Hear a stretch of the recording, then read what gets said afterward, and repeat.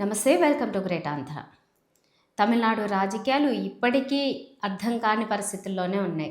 TVK అతిపెద్ద పార్టీగా అవతరించినప్పటికీ BJP ఎక్కడో ఆపుతోంది, గవర్నర్‌తో తన వ్యూహాన్ని నడిపిస్తోంది అని చెప్పి టాక్స్ వస్తున్నాయి. ఎందుకంటే ఇంత అతిపెద్ద పార్టీగా అవతరించిన మెజారిటీకి ఒక 10 అడుగుల దూరంలో ఉన్నా కూడా గవర్నర్ ఇంత ఇష్యూ చేస్తూ ఉండడాన్ని అందరూ ఇది కేవలం గవర్నర్ తీసుకున్న నిర్ణయం కాదు, గవర్నర్ కేవలం ఇదంతా నడిపించే అవకాశం లేదు, దీనిపైన బీజేపీ ఉంది, బీజేపీ ఆడిస్తున్న నాటకంలాగే మాట్లాడుతున్నారు, అభిప్రాయపడుతున్నారు. బీజేపీ ఒక్క సీటుతో ఇంత డ్రామా ఆడుతుంది. ఇంకొక పక్క డీఎంకే, ఏఐడీఎంకేను కూడా కలవమంటుంది, విజయ్‌కి అవకాశం ఇవ్వద్దంటోంది బీజేపీ అని కూడా రకరకాల విశ్లేషణలు వినిపిస్తూ ఉన్నాయి. ఇందులో ఏది కరెక్ట్‌గా నిజం అనేది మనకి డైరెక్ట్‌గా తెలియకపోయినా ఎన్నో విశ్లేషణలు వస్తూ ఉంటాయి. అందులో ఇంకొకటి కూడా ఉంది. ఇది ఏదన్నా జరగని అసలు నిజానికి డీఎంకే స్టాలిన్ గారు ఆయన కూడా ఒక డ్రామా చేస్తున్నారు. ఎలాగో ఇదంతా కూడా బీజేపీకే వెళ్ళిపోతుంది కదా నెగటివిటీ అంతా, మనం ఇలా చూస్తూ ఉందాము, మనం చేసేవి ఏవైనా కానీ తెలీదు ఎలాగో ప్రస్తుతానికి విమర్శలన్నీ కూడా బీజేపీని చేసుకుంటున్నారు కాబట్టి కానివ్వని చెప్పి ఆయన కూడా ఒక సైలెంట్‌గా ఉన్నారు. ఎందుకంటే డీఎంకే, కాంగ్రెస్ పొత్తులో ఉన్నాయి. కాంగ్రెస్ ఏమో డైరెక్ట్‌గా విజయ్ గారికి, విజయ్ పార్టీకి ఇస్తున్నాం, మేము మద్దతు ఇస్తాం అన్నది. కాకపోతే వాళ్ళిద్దరు పొత్తులో గెలిచారు కదా, విడిపోవడం ఏంటి అనేది డీఎంకే కాంగ్రెస్‌ని వెళ్ళనీయకుండా చూస్తుంది, వెళ్ళడం ఇష్టం లేదు అని చెప్పి స్టాలిన్ గారికి ఇష్టం లేదు అని చెప్పేసి ఒక టాక్ వినిపిస్తుంది. అయినప్పటికీ కాంగ్రెస్ కాస్త సుముఖంగా ఉన్నట్లే క్లియర్‌గా ఉంది. ఇంకా సిపిఐ, సిపిఎం, బీఎస్కే పార్టీలు ఇవన్నీ కూడా అటు ఇటుగా ఉన్నాయి. అంటే కన్ఫర్మేషన్ లేదు. ఇందుకనే గవర్నర్ ఆయన్ని అంటే విజయ్ గారిని ఆళ్ళెవరో అంటే మెజారిటీ నేను తర్వాత అసెంబ్లీలో నిరూపించుకుంటానని ఆయన 2, 3 సార్లు ఇప్పటికీ గవర్నర్‌తో భేటీ అయ్యారు విజయ్. అయినప్పటికీ కూడా ఆయన ఆ పేర్లేంటో తీసుకురండి, ఆ లిస్ట్ నాకు ఇచ్చిన తర్వాత నేను ఓకే చేస్తాను అంటున్నారు ఆయన. మామూలుగా అయితే ఆయనకి రాజ్యాంగ ప్రకారం కొన్ని హక్కులున్నాయి గవర్నర్‌కి. దాని ప్రకారం ఆయన ముందు మెజారిటీ ఏదైతే ఏ పార్టీకి అయితే ఉందో దాంతో గవర్నమెంట్‌ని స్టార్ట్ చేసి ఒక 2 వారాలేమో గడువిచ్చి మీరు ఈలోపు ప్రూవ్ చేసుకోండి అనడానికి అవకాశాలున్నాయి. ఇప్పటికీ ఎన్నో సార్లు 5, 6 సార్లు ఇలాంటి సిట్యుయేషన్స్ జరిగాయి అని చెప్పి చెప్తున్నారు ఎన్నో ఉదాహరణలు. అయినప్పటికీ గవర్నర్ ఎందుకని అంతా భీష్మించి కూర్చుంటారు? కేవలం గవర్నర్ అంటే ఆయన ఒక్క నిర్ణయమే అయితే గనక ఈ రకంగా ఉండే అవకాశమే లేదు. ఎందుకంటే రేపొద్దున ఒకవేళ ఏదో ఒక కారణాలతో ఏదో ఒక మ్యాజిక్ జరిగే అవకాశాలే ఎక్కువ ఉన్నాయి. విజయ్ గవర్నమెంట్ ఫామ్ చేస్తే ఈ గవర్నర్ ఎలా ఫేస్ చేస్తారు, సీఎంగా ఆయన ఎలా ఫేస్ చేస్తారు అనే టాక్ వినిపిస్తుంది. సో ఇక్కడ ఇండివిజువల్ నిర్ణయం అని అనుకునే దానికంటే కూడా ఖచ్చితంగా దీని వెనకాల బీజేపీ ఉండి నడిపిస్తుంది, విజయ్ పార్టీకి అవకాశం ఇవ్వకూడదని నడిపిస్తుంది అనే టాక్కే ఎక్కువ అవకాశాలు కనిపిస్తున్నాయి. ఆ వ్యూహమే ఎక్కువ పనిచేస్తున్నట్లుగా క్లియర్‌గా మనం అర్థం చేసుకోవచ్చు. కాకపోతే విజయ్ కూడా ఒక 108 స్థానాలు, అందులోనూ మళ్ళీ ఆయన 2 చోట్ల పోటీ చేశారు కాబట్టి ఒక చోట రాజీనామా చేసింది, అప్పుడు 107 అవుతాయి. ఇంకా మిగతా స్థానాలని ఫిల్ చేసుకోవడము అది మన ఆంధ్రప్రదేశో లేకపోతే తెలంగాణనో ఇంకా మనకి బాగా తెలిసిన ప్లేస్ అనుకోండి. ఈ పార్టీకి ఒక 10 అడుగుల దూరంలో ఉంటే ఎంత ఈజీగా అయిపోయేది ఈ పని, ఎంత సులభంగా అయిపోయేది. ఒక 10 మంది ఎమ్మెల్యేలనో 11 మంది ఎమ్మెల్యేలను తెచ్చుకోవడం. కాకపోతే తమిళనాడులో రాజకీయాలు చాలా క్లిష్టంగా ఉన్నాయి. ఒక పక్క డీఎంకే, ఏఐడీఎంకే ఈ 2 కూడా ఎప్పటినుంచో విడివిడిగానే అయితే దీనికో లేదంటే దీనికో ఈ 2 అధికారాన్ని చేజిక్కించుకుంటున్నాయి, అవే నడుపుతూ ఉన్నాయి. దాదాపుగా 50-60 సంవత్సరాల కాలం నుంచి ఇదే జరుగుతూ ఉంది. మరి ఇప్పుడు సడన్‌గా ఒక మూడవ ప్రత్యామ్నాయంగా ఈ విజయ్ గారి పార్టీ వచ్చింది. దానికి వీళ్ళిద్దరూ సపోర్ట్ చేస్తారు అనుకోవడం నిజంగానే ఒక కల లాంటిది. కాకపోతే ఎక్కడో పళనిస్వామి గారి బృందంలో ఉన్నటువంటి ఎమ్మెల్యేలు వీళ్ళందరూ కూడా అంటే ఏఐడీఎంకే వాళ్ళు సపోర్ట్ ఇద్దామని అంటున్నారంట. వాళ్ళ ఎమ్మెల్యేలు అంటున్నారు కానీ పళనిస్వామి గారు ఎక్కడో కొద్దిగా ఈగోకి తీసుకున్నారు అని. ఆ ఈగో ఎందుకు అంటే విజయ్ గారు ఎన్నికల ప్రచారం టైంలో అంతా కూడా మనకి అయితే పోటీ స్టాలిన్ గారి ప్రభుత్వమే అండ్ సైద్ధాంతికంగా బీజేపీ, కానీ పళనిస్వామి గారి ఏఐడీఎంకేని వాళ్ళు కౌంటే చేయలేదు అన్న ఈగోకి ఆయన తీసుకుని ఇదంతా నడిపిస్తున్నారు, ఆయన ఒప్పుకోవట్లేదు అన్నది వినిపిస్తున్నది.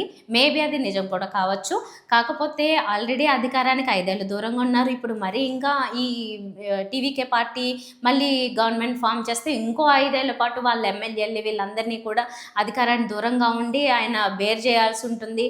ఇంకా ఉన్న ఎమ్మెల్యేలను కూడా ఎలా కాపాడుకోగలుగుతాం? ఇప్పుడు వీళ్ళతో విలీనం చేయడానికో ఇంకోటి వీళ్ళ ఎమ్మెల్యేలని పంపించి ఓకే అగ్రీ చేయడానికో ఏదైనా కానీ అలా చేస్తే తర్వాత నెక్స్ట్ ఎలక్షన్స్కైనా మన భవిష్యత్తు ఏంటి అనేది పళనిస్వామి గారి ఒక డౌట్. కాబట్టి అది ఇవ్వడానికి లేకపోతే వాళ్ళ ఒప్పందం చెప్పడానికి కూడా ఆయనకి సుముఖత లేదు. ఇంకో పక్క ఈగో కూడా అడ్డొస్తుంది. ఎందుకంటే మెయిన్ పార్టీలు నాకు ఏదన్నా ఇక్కడ పోటీ అంటే కనుక అది కేవలం సైద్ధాంతికంగా బీజేపీ అండ్ ఇక్కడేమో స్టాలిన్ గారి ప్రభుత్వమే అని చెప్పి, అంటే అధికారంలో ఉంది కాబట్టి అలా అన్నారు. కానీ లేకపోతే టీవీకే అంటే విజయ్ గారు ఇప్పటి వరకు ఎవరిని ఎటువంటి బూతులు మాట్లాడడం కానీ అవమానంగా మాట్లాడడం కానీ ఇలాంటివి ఏం చేయలేదనే అందరూ చెప్తున్నది. ఇప్పటికీ కూడా విజయ్ గారి పోకడ ఎలా ఉంది అంటే ఆయన చాలా రెబెల్గా వెళ్ళట్లేదు. ఇప్పటికీ కొంచెం ఆలోచన అంటే ఇలాగే ఆలోచించి వెళ్ళాలి, కొంచెం నెమ్మదిగా వెళ్ళడమే మంచిది అని చెప్తూ ఉన్నారు. ఇంకొక వ్యూహం ఏం కనిపిస్తుందంటే ఇది నిజమా కాదా తెలియదు కానీ ఒక పర్సెప్షన్ అంతే ఇది కూడా. విజయ్ గారు ఆయన వ్యూహం దూరంగా ఉండడం అంటే పార్టీని ఇప్పుడు ప్రభుత్వం ఏర్పాటు చేయకుండా కొంచెం దూరంగా ఉండాలి అని. దూరంగా ఉండే ఉపయోగం ఏంటి? మేబీ ఇంకొక పార్టీలు ఏమన్నా పోనీ అలయన్స్ అయ్యి అంటే ఇంకా అవకాశం ఏముంది, అయితే ఏడీఎంకేనే కలవాలి, కానీ అది జరిగే అవకాశమే లేదు అంటున్నారు. మరి అలాంటప్పుడు ఈయన దూరంగా ఉండి కూడా ఉపయోగం లేదు. కానీ ఈయనకి అక్కడ ఉన్న చిన్న చిన్న పార్టీలు 2 సీట్లు సిపిఐ, సిపిఎం, విఎస్కే ఇలాగా 2, 2, 2, 3, 4, 5 ఇట్లా కలిసి వచ్చినప్పటికీ కూడా ఇన్ని పార్టీల్లోంచి అది ఎప్పుడు అంటే ఒక గ్రూపు తను ఒక్కటిగా గెలిచినప్పుడు ఓకే, కానీ ఒక గ్రూప్లో ఇద్దరు ముగ్గురు వేరే సభ్యులు ఉన్నప్పుడు వాళ్ళు ఎప్పుడైనా నిష్క్రమించవచ్చు. అలాంటి టైంలో మళ్ళీ పార్టీ పడిపోతుంది, ప్రభుత్వం పడిపోతుంది, స్థిరమైన ప్రభుత్వం ఉండాలి అని చెప్పి అందరూ కోరుకుంటారు. అలా ఉండే అవకాశాల కోసం మరి ఆయన నుంచి అంటే విజయ్ గారి నుంచి ఎలాంటి ప్రయత్నాలు జరుగుతున్నాయో తెలియదు. కానీ గవర్నర్ కూడా ఇలా లేదు కాబట్టి సుస్థిరమైన ప్రభుత్వం ఉండాలి, కానీ ఎప్పుడంటే అప్పుడు పడిపోయే ప్రభుత్వం కాదు కాబట్టి ఖచ్చితంగా ముందే వాళ్ళ పేర్లు ఇవ్వండి, అది ఇవ్వండి అని చెప్పి ఆయన అడుగుతున్నారని చెప్పి గవర్నర్ని కూడా సపోర్ట్ చేస్తున్న వాళ్ళు కొద్దిమంది కనిపిస్తున్నారు. కానీ చెన్నైలో అంటే తమిళనాడులో మాత్రము ప్రజలందరూ ఆల్రెడీ చాలా దీక్షలు అవి చేస్తున్నారు, అక్కడ పోరాటాలు జరుగుతున్నాయి. ఎందుకంటే ఇంత ప్రజలంతా అంటే ఒక విధంగా ఇక్కడంతా జెన్జీ మిలీనియల్స్ వీళ్ళందరూ కూడా కలిసి యువత ముఖ్యంగా టీవీకే పార్టీకి బాగా సపోర్ట్ చేశారు. వాళ్ళందరూ కూడా ఎందుకు మీరు ఫామ్ చేయనీయకుండా ఇలా అడ్డుపడుతున్నారు, కావాలనే చేస్తున్నారని చెప్పి రకరకాల ధర్నాలు చేస్తున్నారు. వాళ్ళందరూ కూడా టీవీకే పార్టీకి కాకుండా ఇంకా దేనికైనా అవకాశం కల్పించినా కూడా అసలు ఆ పార్టీ ఎలా ముందుకెళ్ళగలుగుతుంది, ఆ ప్రభుత్వం ఎలా ముందుకెళ్ళగలుగుతుంది? అసలు తమిళనాడులో వెళ్ళే అవకాశాలు చాలా తక్కువ. ఎందుకంటే అసలు ఎవరు ప్రజలు యాక్సెప్ట్ చేయరు. ఇక్కడ ప్రజల నుంచి అంత మద్దతు ఆ రకంగా లేదు. తక్కువ సీట్లతో ఉన్న ఇద్దరూ కలిసినప్పటికీ కూడా వాళ్ళకంటే విజయ్ గారి పార్టీ కంటే కూడా వాళ్ళకి ఇంకా తక్కువ వస్తాయి. అంటే నాకు తెలిసిన కౌంట్ ప్రకారం 108 సీట్లు విజయ్ గారు గెలుచుకుంటే ఇప్పుడు డిఎంకే కలిసినా కూడా వాళ్ళకి 107 వస్తున్నాయి. ఇంకా ఒక సంఖ్య తక్కువే అవుతుంది. మళ్ళీ వాళ్ళు కూడా వేరే వాళ్ళని కలుపుకుని పోవాల్సిందే. అప్పుడేంటి 2 పార్టీలు అంటే 2 ప్రధానమైన పార్టీలు కలవడమే కాకుండా మళ్ళీ మిగతా చిన్న వాళ్ళని కలుపుకుంటూ వాళ్ళు ఫామ్ చేయాలి. అది ఇంకా అస్థిరమైన ప్రభుత్వం అవుతుంది కదా. ఒక విధంగా చూసుకుంటే టీవీకే పార్టీకే కాస్త స్థిరమైన ప్రభుత్వాన్ని ఏర్పాటు చేయగలిగే శక్తి ఉన్నట్లుగా. కాకపోతే ఇక్కడ ఏ పార్టీల నుంచి ఎవరిని ఆహ్వానించాలన్నా ఎవరిని ఏ రకంగా ప్రలోభ పెట్టాలి అనుకున్నా మనకైతే సులువు. ఎందుకంటే ఇక్కడ రాజకీయ నాయకులకి ఇక్కడ వాతావరణానికి దానికి అందరూ అలవాటు పడిపోయారు. దాన్ని పెద్దగా ప్రత్యేకంగా కూడా చూడరు. కానీ అక్కడున్న పరిస్థితులకి ఏంటంటే విజయ్ గారికి అది కూడా కొత్త కాబట్టి వేరే పార్టీల నుంచి ఎమ్మెల్యేలను ఎవరినన్నా ఎలా అట్రాక్ట్ చేయాలనేది కూడా బహుశా ఆయనకి సైద్ధాంతికంగానో లేకపోతే బహుశా ఆయన భావజాలాలకి విరుద్ధంగా వెళ్ళలేకనో తెలియదు. కానీ వాళ్ళని ఇప్పటి వరకు కూడా ఆయన ఎవరితోనూ అంత మంతనాలు జరిపింది లేదు. పైగా పైగా వాళ్ళు అక్కడ క్యాంప్ రాజకీయాలు చేస్తున్నారు. ఎక్కడో పెట్టి మొత్తం అందరిని ఎమ్మెల్యేలని కలవనీయకుండా, మాట్లాడనీయకుండా చూసుకుంటారు. అది జనరల్‌గా జరిగేదే. ఏ ఎన్నికలకైనా ఇక్కడ మనకి లోకల్ బాడీస్ ఎన్నికలు జరుగుతున్నప్పుడే అలాంటివి జరుగుతాయి. అలాంటప్పుడు ఇక్కడ చాలా కీలకమైన ఎన్నికలు జరిగిన తర్వాత ఇప్పుడు ఖచ్చితంగా ఇంతమంది ఎమ్మెల్యేలు అవసరం అన్నప్పుడు క్యాంప్ రాజకీయాలు అందరూ చేసుకుంటారు. లేకపోతే రిసార్ట్ రాజకీయాలు చెప్పేది ఎట్లయినా చెప్పొచ్చు. ఎందుకంటే వాళ్ళందరినీ ఎక్కడికో తీసుకెళ్ళిపోతారు. వాళ్ళకి అసలు ఫోన్ కాల్స్ ఏది అవకాశం లేకుండా, అంటే ఎవరితో మాట్లాడడానికి లేకుండా, వీళ్ళు ఏ పార్టీల్లోకి వెళ్ళకుండా చూసుకునే అవకాశాలు ఎప్పుడూ మనం చూస్తున్నదే. అది అన్ని చోట్ల జరుగుతున్నవే. అదే ఇప్పుడు అక్కడ కూడా జరుగుతోంది.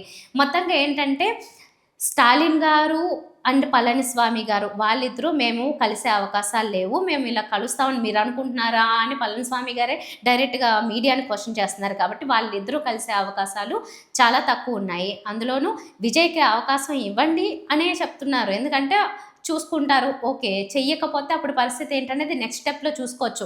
గవర్నర్ కూడా ఇప్పుడే ఇంత గట్టిగా పట్టుబట్టి ఇప్పుడే తీసుకురండి, ఆ పేర్లను తీసుకురండి, నాకు నమ్మకం లేదు అని చెప్పడం అనేది ఆయనకి చాలా నెగెటివ్ అవుతుంది. అది కేవలం గవర్నర్‌ని మాత్రమే అనుకుంటే అది వేరే విషయం. గవర్నర్ వెనకాల బీజేపీ ఉంది అని కూడా బాగా విశ్వసించే వాళ్ళు ఉన్నారు కాబట్టి అది చాలా వరకు నిజమే కాబట్టి తర్వాత ఎన్నికల్లో అయినా లేకపోతే ఇప్పటి నుంచైనా గానీ బీజేపీకి ఇంకా తమిళనాడు ప్రజలు ఎప్పటికీ కూడా ఒక అవకాశాన్ని కూడా ఇవ్వరు. ఎందుకంటే ఆ బీజేపీ చేస్తున్న రాజకీయాలు ఆ విధంగా ఉన్నాయి కాబట్టి ఎప్పటికీ అవకాశాన్ని కూడా ఇవ్వరు. చాలా దారుణంగా అక్కడ ప్రజలు హర్ట్ అవుతున్నారు first TVK party and Vijay కంటే కూడా. ఎందుకంటే బీజేపీ ఒక్క సీటుతో ఇంత రాజకీయం చేయడం అవసరం లేదు. అయితే అవకాశం టీవీకే పార్టీకి ఇచ్చి చూడాలి.